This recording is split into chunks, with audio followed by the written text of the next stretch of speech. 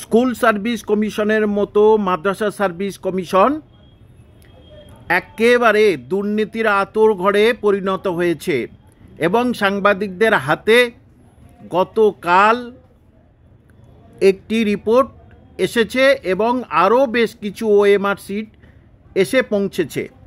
সেখানে কি করা হয়েছে প্রথমে দেখুন।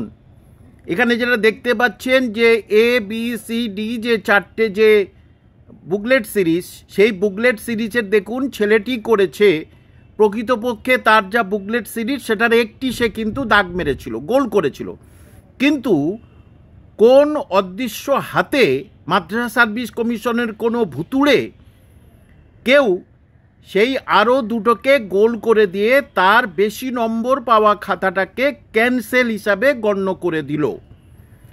এবং আর কারো কারো কি করেছে, ডান দিকে একটি দেখতে পাচ্ছি, বাঁদিকে একটি দেখতে পাচ্ছেন, এক লাইনে দুটো পরপর গোল করা। কোনো ছাত্র বা কোনো পরীক্ষার্থী যে পরীক্ষায় বসেছে যেখানে নেগেটিভ নাম্বার আছে সে কোনোদিনই দুটোতে দাগ মারতে পারে না, বা নেগেটিভ নাম্বার নাই থাকুক না কেন, থাকুক বা নাই থাকুক, সে দুটোতে কোনো দিন দাগ মারতে পারে না, গোল করতে পারে না। সে একটি গোল করেছিল, একজন গোল করেছে বিতে, সঙ্গে সঙ্গে বিয়ের সঙ্গে সঙ্গে কোন অদৃশ্য হাতে আবার বিয়ের সঙ্গে সি কে গোল করে দেওয়া হয়েছে। আবার কেউ কেউ করেছে এ গোল করেছে, কোন অদৃশ্য হাতে ডিও গোল করা হয়েছে। অর্থাৎ এইভাবে যোগ্যদের নম্বর কমিয়ে অযোগ্যদের ঠাঁই দিয়েছে।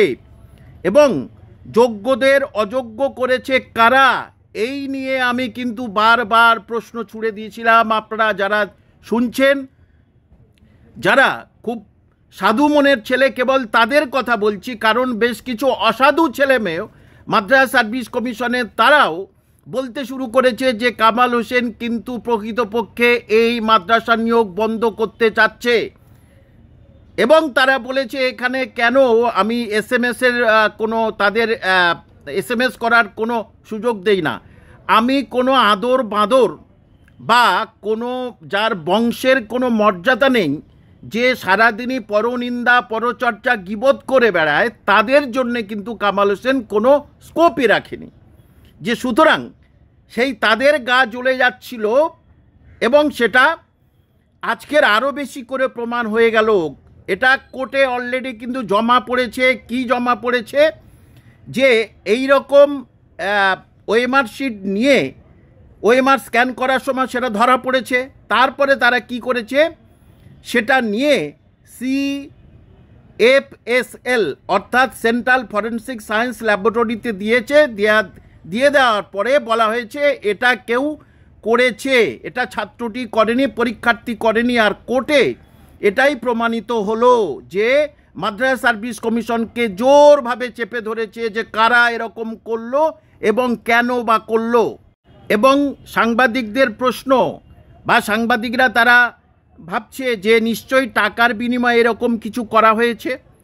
সেই জন্যেই যোগ্য যারা নাম্বার বেশি পেয়েছে তাদেরকে সরিয়ে এই অযোগ্যদের ঠাঁই দেওয়া হয়েছে। এখন central forensic science laboratory report already জমা পড়ে গেছে কোর্টে, হাইকোর্টে, এবং কোর্ট অবাক হয়ে গেছে যে কি ধরনের দুর্নীতি মাদ্রাসা সার্ভিস কমিশন শুরু করেছে। সুতরাং এটা শুধু একটি নয়, অনেকগুলো এরকম নমুনা, এবং তারা মাদ্রাসা সার্ভিস কমিশনের চিঠিও দিয়েছিল যে এটা কেন আমাদের প্রতি এরকম করলেন আপনারা, তার কোনো উত্তর নেই। আর সেই জন্যেই জানেন তো কাট অফ মার্কস দেবে না বলেছিল, সেই জন্যে কে কত পেয়েছে সেইটা দেবে না বলেছিল, সেটা ওদের ব্রোশিউরে লিখে দিয়েছিল। এই আগে থাকতে প্রি প্ল্যান ছিল এই দুর্নীতি। আর এইটার জন্য আমি সবসময় সরব ছিলাম। আমি সবসময় হতাশ, পিছিয়ে পড়া ছাত্রছাত্রী এবং যোগ্য ছাত্রছাত্রীদের পাশে ছিলাম, আছি, থাকবো।